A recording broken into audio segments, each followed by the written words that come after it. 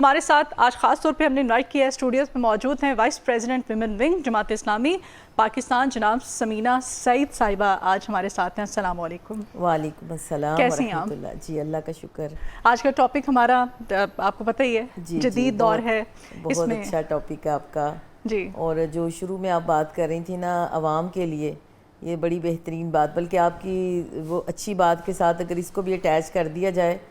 تو یہ سونے پہ سہاگا ہوگا کہ واقعتاً عوام جو ہے وہ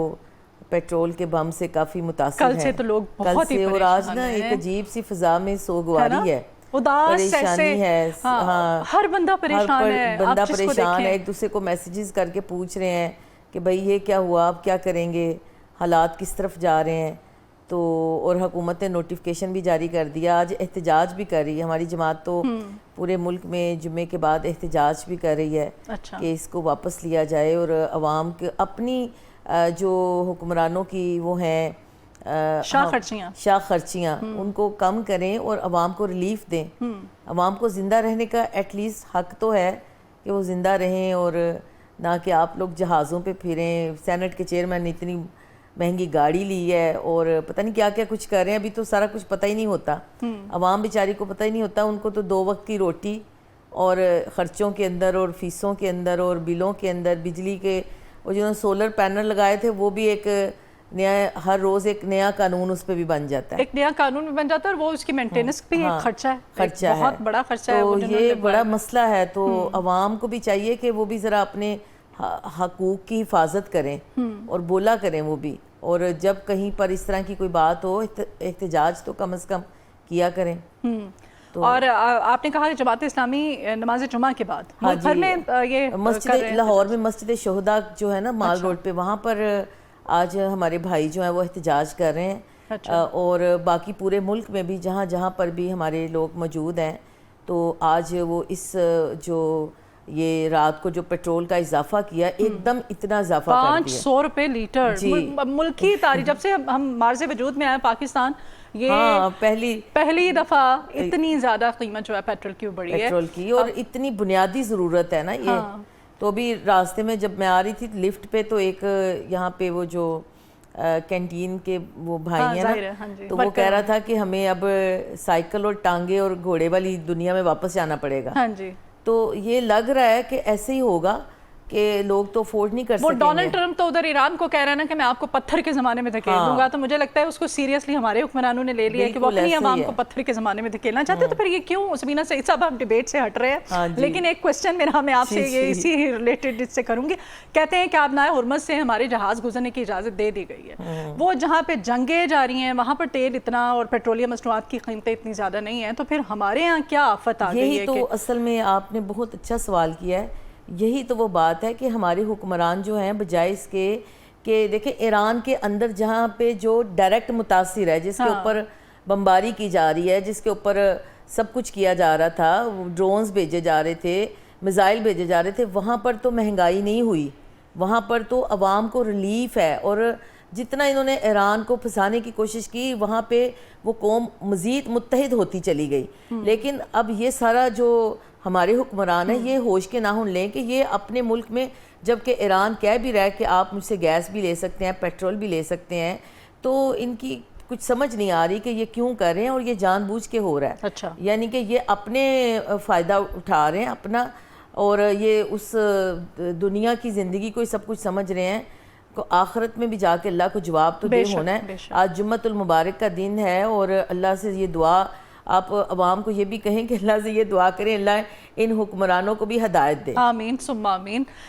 ٹاپک کی طرف آتے ہیں، دور جدید کی ہم بات کر رہے ہیں، اسلامی شناخت کو برقرار رکھنا، ہماری جو اسلامی زندگی ہے اس کے اصل مفہوم کو ہم بھلائے بیٹھے ہیں، آپ دیکھ لیں اسی وجہ سے ہم آج کس مقام پر پہنچ گئے ہیں۔ یہ بہت اچھا ٹاپک ہے، اور اس حوالے سے جو بھی آپ نے اس کے آغاز میں تمہید دی، الفاظ جو کہے تھے کہ ہم اپنی شناخت کو برقرار رکھیں، اصل میں نا ایک ہوتی ہے اندھی تقلید، جس کو بلائنڈ فالوئنگ کہتے ہیں، کہ آپ اندھے ہو کر کسی بھی چیز کی تقلید کریں گے تو اس کا نتیجہ کیا ہوگا کہ آپ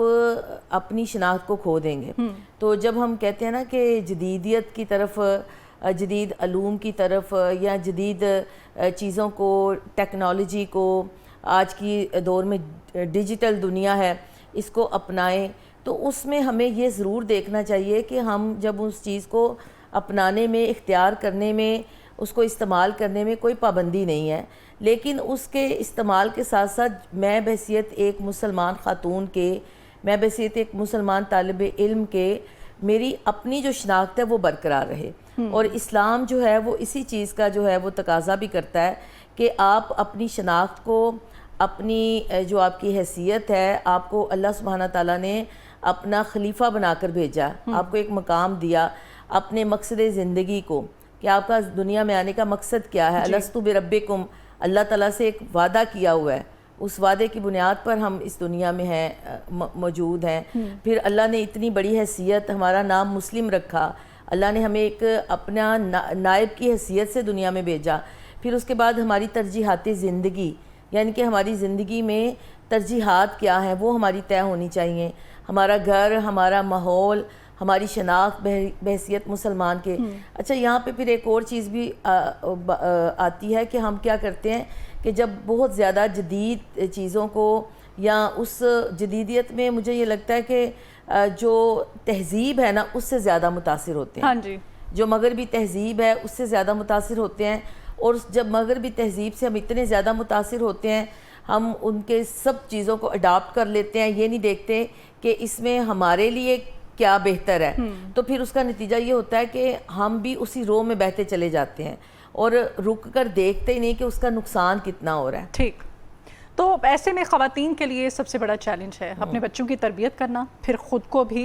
کیری کرنا اکارڈنگ ٹو کیا کہیں گے اس کے ماڈرن جو زمانہ ہے اس کے، اور پھر اپنے دین اسلام کے بھی۔ مذہبی اور جدید زندگی میں خواتین کے لیے توازن قائم رکھنا آج کل کتنا مشکل ہے؟ دیکھیں، اللہ سبحانہ تعالیٰ نے امت مسلمہ کو وجعلنا امتاً وسطا کہا کہ وہ یہ امت وسط اللہ سبحانہ تعالیٰ نے بنائی نا۔ ہماری تو پہچان ہی یہ ہے کہ ہمیں ایک ایسی درمیانی امت بنایا گیا کہ جو برائیوں سے روکتی ہے اور اچھائیوں کی طرف بلاتی ہے۔ تو جو آج کی ماں ہے نا اس کے لیے لازمی ہے، بلکہ میں کہوں گی کہ آج کے دور میں ہر فرد کے لیے، ابھی یہ جو جنگ کا ماحول ہے، آپ دیکھ رہے ہیں کہ سوشل میڈیا پر اتنا جھوٹ چل رہا ہے، کوئی کچھ کہہ رہا ہے، کچھ لوگ تو ایسے کہہ رہے ہیں بس ابھی اگلے سال ہی قیامت آئی کہ آئی، اور حالات اس طرح کے ہو جائیں گے، اور پتہ نہیں کیا کچھ ہونے والا دنیا میں، ایک بہت بڑی تبدیلی آنے والی، تبدیلی تو آ رہی ہے، سیکنڈز کے اندر چیزیں تبدیل ہو رہی ہیں۔ لیکن مجھے یاد آ رہا ہے کہ حضرت علی رضی اللہ تعالیٰ عنہ نے نبی کریم صلی اللہ علیہ وسلم سے پوچھا، صحابہ کرام بھی بیٹھے تھے، تو جب فتنوں کے دور کی بات ہوئی تو نبی کریم صلی اللہ علیہ وسلم سے صحابہ کرام نے پوچھا کہ ان فتنوں کے دور میں ہم اپنے آپ کو کیسے محفوظ رکھ سکتے ہیں؟ تو آپ صلی اللہ علیہ وآلہ وسلم نے فرمایا کہ میں تمہارے درمیان دو چیزیں چھوڑ کے جا رہا ہوں نا، ایک میری سنت اور دوسرا قرآن پاک۔ تو میں یہی کہوں گی اپنی ان ماؤں سے بھی، اپنی بیٹیوں سے بھی، اور اپنے آج کے دور میں جتنے بھی لوگ ہیں، وہ چاہے مرد ہو خواتین ہوں، کہ وہ قرآن پاک کو ضرور پڑھیں، اور صرف قرآن پاک کی تلاوت کرنے کا بے شمار اجر ہے، اور ترجمے کے ساتھ پڑھیں، مستند کوئی ترجمہ لیں۔ مولانا ابو العلا مودودی رحمۃ اللہ علیہ کی تفہیم القرآن ہے، اور اس میں بہت رواں اور سلیس ترجمہ ہے، صحیح، اس کی انہوں نے ترجمانی، یعنی کہ ترجمے کا مطلب ہوتا ہے ترجمانی، انہوں نے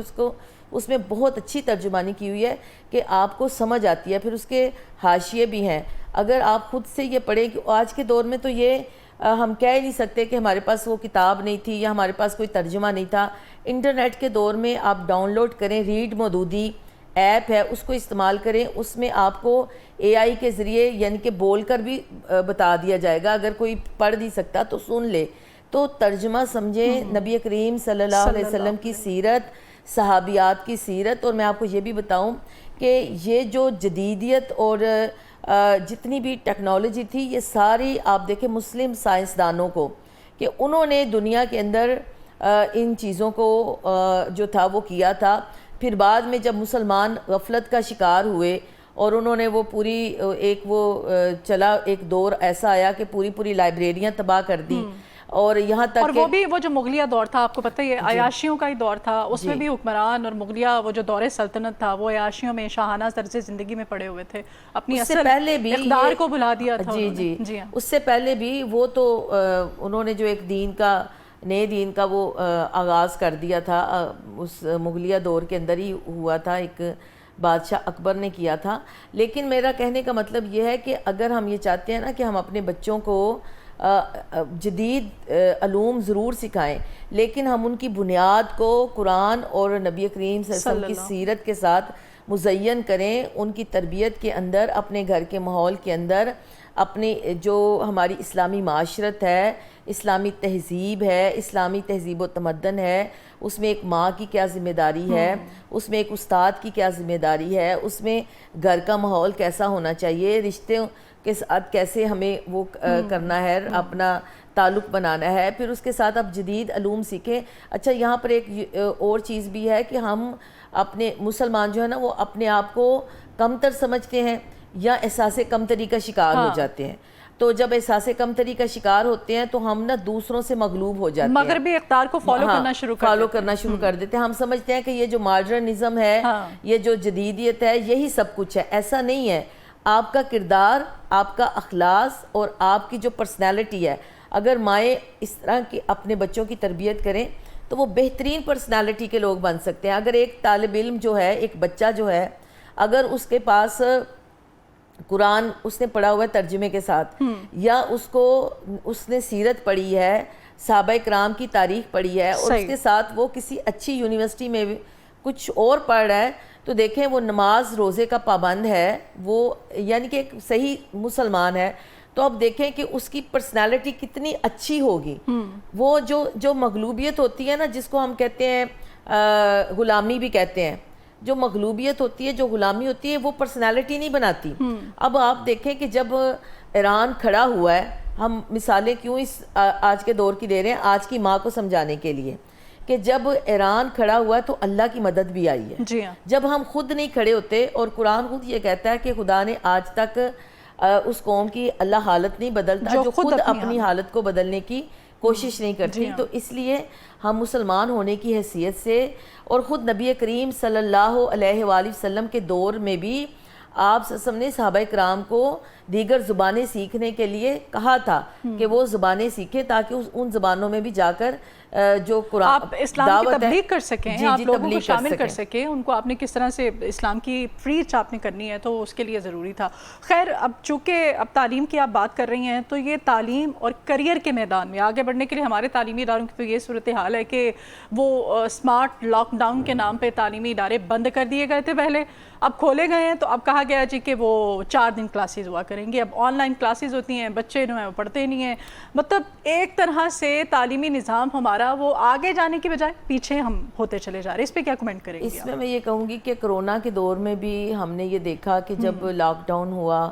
اور اس میں ہمارے بچے گھروں میں رہے، اور جب وہ واپس گئے ہیں تو بچوں کا جو تعلیمی ایک وہ ہوتا ہے نا معیار، وہ نہیں تھا. ایک خلا، اور بہت بڑا خلا تھا. تو اس کے بعد اور دیکھیں ایک اور چیز میں بہت زیادہ محسوس کرتی ہوں کہ ہمارے جو تعلیمی ایک وہ سیٹ اپ ہے، اس کے اندر ریسرچ کرنے کا، یا بچوں کو جو سکھایا جاتا ہے یا تو رٹانائزیشن کی طرف اس کی طرف لے جاتے ہیں، یا جو ان کی استاد ہیں یا جو بھی ادارے ہیں وہ معذرت کے ساتھ کہ وہ ایک پیسہ کمانے کی مشینیں بن چکے ہیں. یعنی کہ اتنی بڑی فیسیں، اور اس کے بعد سکھاتے کیا ہیں، بچوں کو کیا سکھایا جا رہا ہے، نہ ان کو وہاں پر پراپر طریقے سے نہ ان کی وہ تربیت ہو رہی ہوتی ہے. بس ایک وہ بنا ہوتا ہے کہ ایک ڈگری لینی ہے. اور پاکستان کی ڈگریوں کا یہ حال ہے کہ جب آپ اسی ڈگری کے ساتھ باہر جاتے ہیں، اگر کوئی MBBS کر کے جاتا ہے اس کو وہاں جا کے دوبارہ ایگزامز دینے پڑتے ہیں. اگر کوئی ٹیکنیکل مہارت کے ساتھ باہر جاتا ہے وہاں پر اس کو پھر یہ ایگزام دینے پڑتے ہیں. ایون کہ یہاں تک کہ جو یہاں کے پورے ڈپارٹمنٹ ہیں وہ بھی اس بچے کی ڈگری کے اوپر پیسے لے کر تو اس کو سٹیمپ کر کے دیتے ہیں کہ یہ اس نے یہاں سے پڑھا ہے. تو یہ تعلیم کا جو حال ہے، تو اس لیے میں تو یہ کہوں گی کہ آپ حکمرانوں سے یا ایجوکیشن منسٹر سے کہ آپ کم از کم اپنی کچھ گورنمنٹ کے اندر کچھ اپنی چیزوں کو اپنے کچھ اخراجات کو کم کریں اور بچوں کو یہ سہولت دیں, بچوں کے والدین کو یہ سہولت دیں کہ وہ بچے اسکول میں جا کر ہی پڑھیں. اور یہ جو اسمارٹ لاک ڈاؤن ہے یا یہ جو اس طرح کی چیزیں, ہاں آپ تھوڑا سا اپنے طرز زندگی کو بہتر کریں. دیکھیں ہمارے بازار جو ہے وہ 12 بجے سے پہلے نہیں کھلتے. یہاں پہ ایک کوشچن ہے, اب اتنی بڑی سیاسی جماعت ہے, ظاہر ہے مذہبی سیاسی جماعت سے آپ کا تعلق ہے, محض آپ سمجھتی ہیں کہ پروٹیسٹ کر لینا کسی ایک آدھ جگہ پہ یا احتجاج دھرنا دے دینا یہ اٹس انف؟ آپ نہیں سمجھتے کہ آپ کی جماعت کو, آپ جیسے آپ نے معیار تعلیم پہ سوال اٹھایا, تو آپ کو نہیں چاہیے کہ آپ آگے آئے جماعت اسلامی اس بارے میں کوئی آپ اپنی تجاویز پیش کریں, کوئی ایفرٹس کریں, ملک بھر کوئی ایسی مہم کا آغاز کیا جائے کہ کوئی سدھار آ سکے, کچھ بہتری آ سکے؟ دیکھیں بہت اچھا سوال ہے آپ کا. ہم نے ابھی یہاں پہ اکتوبر نومبر میں ہم نے مینار پاکستان پر ایک اجتماع عام کیا تھا. پوری دنیا سے لوگ اس میں آئے تھے اور اس میں ہمارا جو سلوگن تھا بدل دو نظام. تو ہم تو ہر کیا کہتی ہیں کہ ہر پلیٹ فارم پہ ہر موقع کے اوپر تجاویز میں کہتی ہوں کہ جماعت اسلامی نے اپنا تعلیمی بورڈ بنایا ہے اور ہم 2 اسکول انشاءاللہ تعالیٰ عنقریب وہ چلائیں گے کہ جس میں وہ بچے جو ذہین ہیں اور ان کو بغیر کسی فیس کے ہم وہاں پر ان کی تربیت بھی کریں گے, ان کو تعلیم بھی دیں گے, اسکالرشپ بھی دیں گے. اچھا جو بات آپ کہہ رہی ہیں پروٹیسٹ, اس لیے ہم سمجھتے ہیں کہ ضروری ہے کہ کوئی تو آواز اٹھے. اور ظاہری بات ہے کہ دیکھیں آپ بھی اس بات کو اچھی طرح جانتی ہیں اور مجھے حضرت عمر رضی اللہ تعالیٰ عنہ کا قول یاد آ رہا ہے کہ قرآن بھی اس چیز کو نہیں بدلتا جس چیز کو طاقت بدلتی ہے, جس چیز کو پاور بدلتی ہے. دیکھیں اس وقت جماعت اسلامی بہت کام کر رہی ہے. اگر آپ مجھے اجازت دیں تو میں آپ کو کچھ بڑے کام بتا سکتی ہوں. خواتین کی, وہ خواتین جو جیلوں میں ہیں ان کے لیے کام کر رہی ہے, خواتین کو جو گھروں میں خواتین ہیں ان کی تربیت کا کام کر رہی ہے, ان کو لائف سکل سکھا رہی ہے. ہر دل تک قرآن کی تحریک ہم نے شروع کی ہے کہ ہر دل تک قرآن, ہر دل میں قرآن, کہ قرآن کے ساتھ لوگ جڑیں. جو بھی میں آپ کو یہ کہہ رہی ہوں کہ یہ جو قرآن ہے اس کا سمجھنا, اس کا پڑھنا, اس کو سیکھنا, اس کو سکھانا, یہ اللہ سبحانہ تعالیٰ نے خود قرآن پاک میں کہا کہ اگر یعنی کہ جو قرآن کو, اللہ کے میسج کو آگے لے کر جاتے ہیں وہ اللہ کی نظر میں بہترین لوگ ہیں. تو اب یہ والی ساری چیزیں جو ہیں ان کے ساتھ ساتھ ہم بچوں کی ایجوکیشن پر, بچوں کی اور ان کی ماؤں کی ٹریننگ کے لیے پیرنٹنگ کے پروگرام بھی ہم کر رہے ہیں. لیکن اس وقت افسوس کی بات یہ ہے کہ ہم اسمبلی میں تو نہیں ہیں, جہاں پہ قانون کو آپ نے لاگو کرنا ہے. تو جو لوگ قانون کے اس جگہ پہ موجود ہیں, آپ ان پارٹیز کو بھی دیکھیں کہ وہ کیا کر رہی ہیں. وہ صرف اپنے مفادات کا کھیل کھیل رہی ہیں. ہم یہی تو کہہ رہے ہیں کہ دیکھیں ہماری مریم بی بی جو ہیں وہ, ان کو کیا ضرورت تھی اتنا وہ جہاز پہ پیسہ لگانے کی, وہ اپنی عوام کے لیے کچھ کرتی. میں بلکہ یہ بھی کہوں گی کہ یہ جو سڑکیں بنا رہے ہیں, یہ جو میٹرو کی وہ بسیز چلا رہے ہیں, ٹھیک ہے وہ ایک سہولت ہے, لیکن اس سے پہلے ہمارے بچوں کو تعلیم دے. ہمارے جو نوجوان اور ہمارے بچے جو کروڑوں کی تعداد میں اسکولوں سے باہر ہیں ان کو ایجوکیشن دے. ہماری وہ مائیں, بہنیں, بیٹیاں جن کو صحت کی بنیادی سہولیات میسر نہیں ہیں, ان کو صحت کی سہولیات ملنی چاہیے. کسی بھی قوم کا آپ کہہ رہی ہیں اسٹرکچر جو ہے وہ تعلیم, صحت اور بیسک روزگار پہ ہوتا ہے. یہ آپ بیسک ان کو نیڈز ان کی پوری کریں اور اس کے لیے حکومت جو ہے وہ کام کرے تو آٹومیٹکلی ایک سدھار آ جائے گا. بہت شکریہ سمینہ سعید صاحبہ, آپ آئیں ہیں, آپ نے وقت نکالا ہے, آپ کے آنے کا بہت شکریہ.